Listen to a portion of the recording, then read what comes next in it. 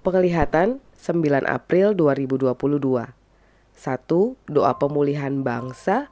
2. Mandailing. 3. Ular dan boneka. 4. Bugis. 5. Akal-akalan Gibeon dan Taliban.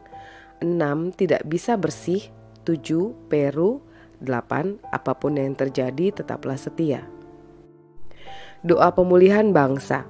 Pada saat pujian dinaikkan kedua kalinya, layaklah segala bangsa sujud kepadamu. Salah satu tim melihat dalam penglihatan, kita menyembah tapi bukan di ruangan di mana tim berdoa, melainkan di Gelora Bung Karno, dan begitu banyak jiwa-jiwa penuh sampai ke tribun atas. Dan seluruh tim turut menaikkan penyembahan di tempat itu. Lalu ada tulisan, doa pemulihan bangsa. Mandailing. Pada saat menyembah, salah satu tim melihat ada seekor kucing, lama-kelamaan berubah menjadi wanita dengan baju terusan hitam dan mengenakan topi adat. Ketika bertanya kepada Tuhan, muncul sebuah tulisan Mandailing.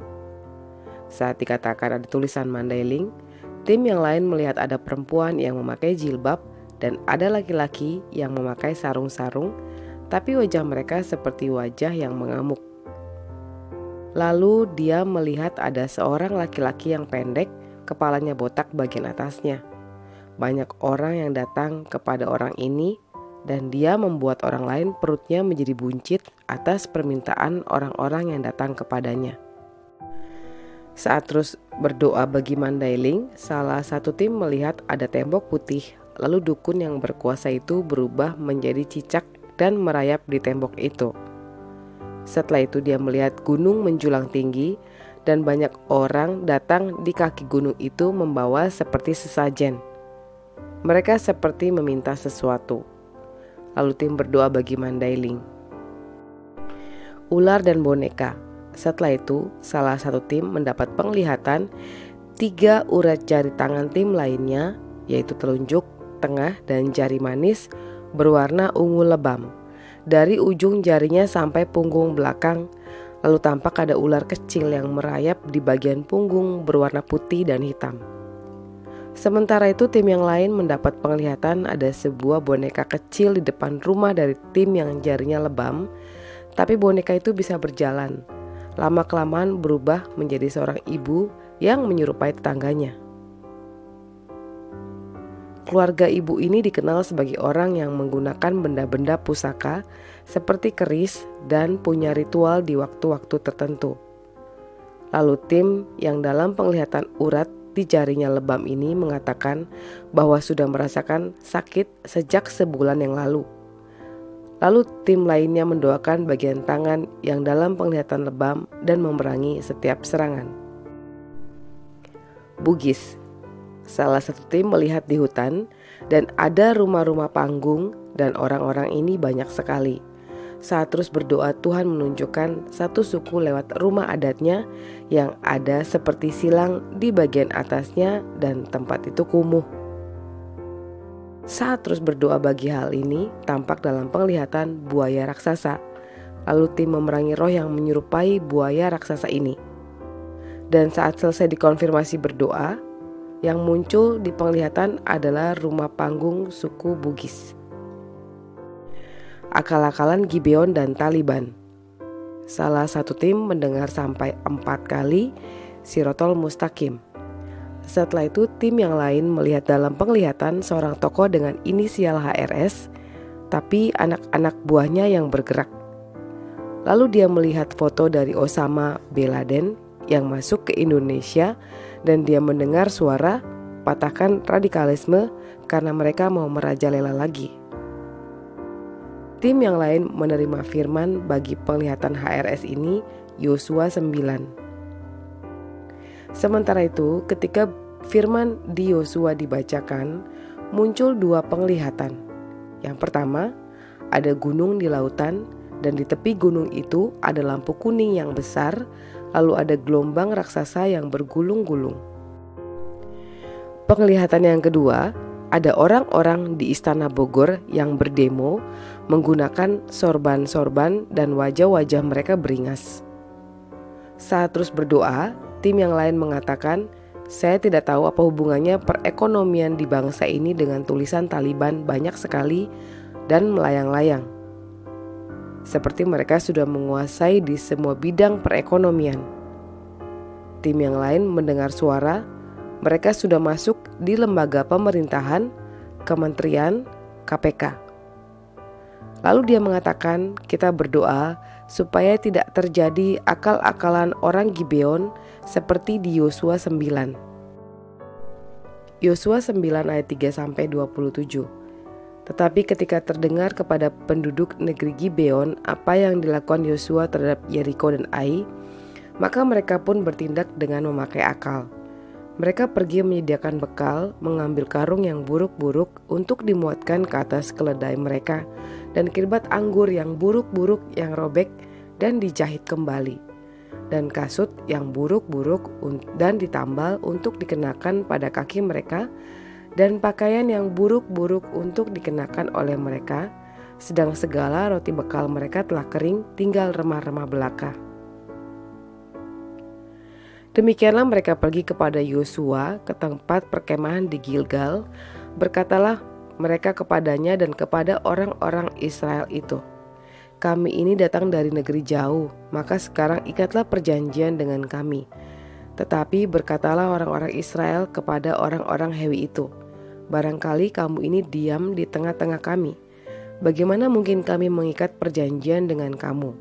Lalu kata mereka kepada Yosua, "Kami ini hamba-hambamu." Tanya Yosua, "Siapakah kamu ini dan dari manakah kamu datang?" Jawab mereka kepadanya, "Dari negeri yang sangat jauh, hamba-hambamu ini datang karena nama Tuhan Allahmu. Sebab kami telah mendengar tentang kabar tentang dia, yakni segala yang dilakukannya di Mesir dan segala yang dilakukannya terhadap kedua raja orang Amori itu di seberang sungai Yordan, Sihon, Raja Hesibon, dan Og, Raja Basan yang diam di Ashitarot. Sebab itu para tua-tua kami dan seluruh penduduk negeri kami berkata kepada kami demikian, bawalah bekal untuk di jalan dan pergilah menemui mereka dan berkatalah kepada mereka, kami ini hamba-hambamu, maka sekarang ikatlah perjanjian dengan kami. Inilah roti kami ketika masih panas ketika kami bawa sebagai bekal dari rumah. Pada hari kami berangkat berjalan mendapatkan kamu.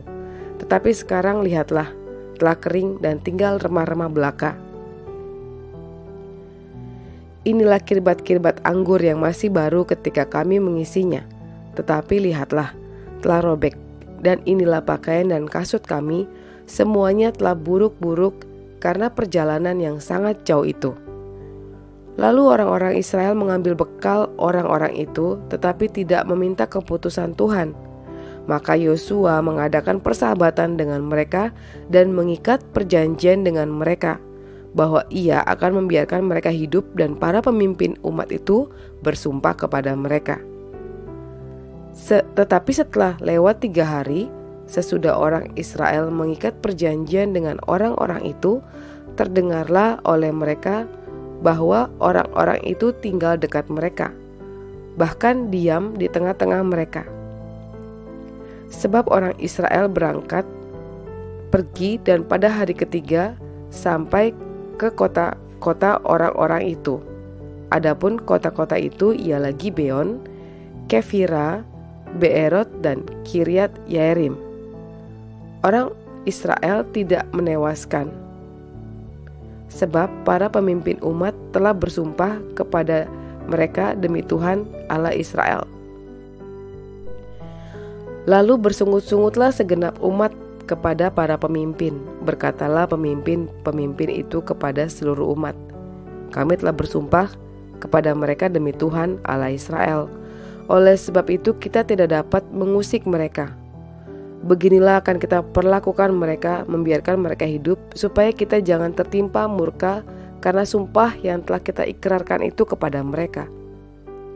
Lalu kata para pemimpin kepada mereka, biarlah mereka hidup. Maka mereka pun dijadikan tukang belah kayu dan tukang timba air untuk segenap umat, seperti yang ditetapkan oleh para pemimpin mengenai mereka. Lalu Yosua memanggil mereka dan berkata kepada mereka demikian, "Mengapa kamu menipu kami dengan berkata, kami ini tinggal sangat jauh dari kamu, padahal kamu diam di tengah-tengah kami? Oleh sebab itu, terkutuklah kamu dan tak putus-putusnya kamu menjadi hamba, tukang belah kayu dan tukang timba air untuk rumah Allahku," dan seterusnya. Tidak bisa bersih, 5 April 2022. Kami memasukkan mimpi salah satu tim yang berhubungan dengan pemimpin bangsa karena mereka yang menjalankan roda pemerintahan bangsa perlu kita dukung di dalam doa. Roma 13 ayat 4, karena pemerintah adalah hamba Allah untuk kebaikanmu, pemerintah adalah hamba Allah untuk membalaskan murka Allah atas mereka yang berbuat jahat. Salah satu tim bermimpi, dia berjalan berkeliling di luar pagar istana. Di dalam mimpinya, dia bertanya-tanya kenapa daerah ini tidak bisa bersih. Lalu dia penasaran dan masuk ke dalam halaman istana. Dia mengelilingi dan mendapati bahwa orang yang bertugas membersihkan di halaman dalam istana sedang kelelahan, sampai mereka setengah tertidur sambil memegang sapu. Lalu dia masuk ke dalam istana dan bertemu dengan PJW dan istrinya. Dia bertanya, "Pak, kenapa orang-orang di sini pada kelelahan dan kenapa tidak menambah orang-orang?" PJW mengatakan, "Saya pun kelelahan karena terlalu banyak pepohonan yang menjatuhkan daun-daunnya dan pohon tersebut sangat sulit untuk ditebang karena saling terkait seperti yang Anda lihat. Menurut Anda, apa yang harus saya lakukan dengan pohon-pohon tua yang sudah beranak pinak ini?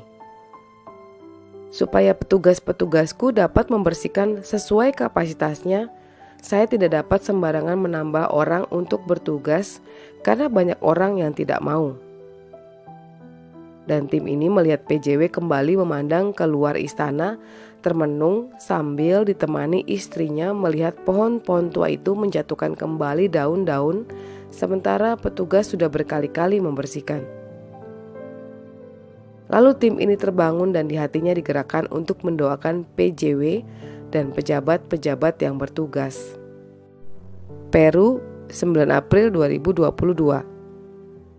Salah satu tim melihat sebuah jalan, tim doa di ujung yang satu dan di ujung satunya jalannya berkabut hitam, lalu ada tulisan Peru di kabutnya. Lalu Tuhan memberikan firman bagi Peru, Yohanes 1 ayat 4. Di dalam dia ada hidup, dan hidup itu adalah terang manusia. Setelah itu ada tulisan penangkaran. Ketika terus berdoa, dia melihat ada kepala burung hantu di bawahnya, ada tulang-tulang manusia berwarna putih dengan posisi menyilang. Lalu tim berdoa bagi Peru. Apapun yang terjadi, tetaplah setia. Saat terus menyembah, salah satu tim memberi pernyataan bahwa Tuhan menciptakan dari hari pertama sampai hari ke-6 semuanya indah. Lalu muncul dalam penglihatan bumi yang terpecah-pecah dan rusak. Tuhan mengatakan, apapun yang terjadi di atas bumi ini, Dia mau kita tetap setia meraih Yerusalem baru. Lalu tim ini melihat suasana hutan tapi indah sekali. Ada aliran sungai seperti menyanyi untuk Tuhan. Ayat firman ditambahkan saat penulisan 2 Petrus 3 ayat 12b sampai 14. Pada hari itu, langit akan binasa dalam api dan unsur-unsur dunia akan hancur karena nyalanya. Tetapi sesuai dengan janjinya, kita menantikan langit yang baru dan bumi yang baru, di mana terdapat kebenaran. Sebab itu, saudara-saudaraku yang kekasih, sambil menantikan semuanya itu, kamu harus berusaha supaya kamu kedapatan tak bercacat dan tak bernoda di hadapannya dalam perdamaian dengan Dia.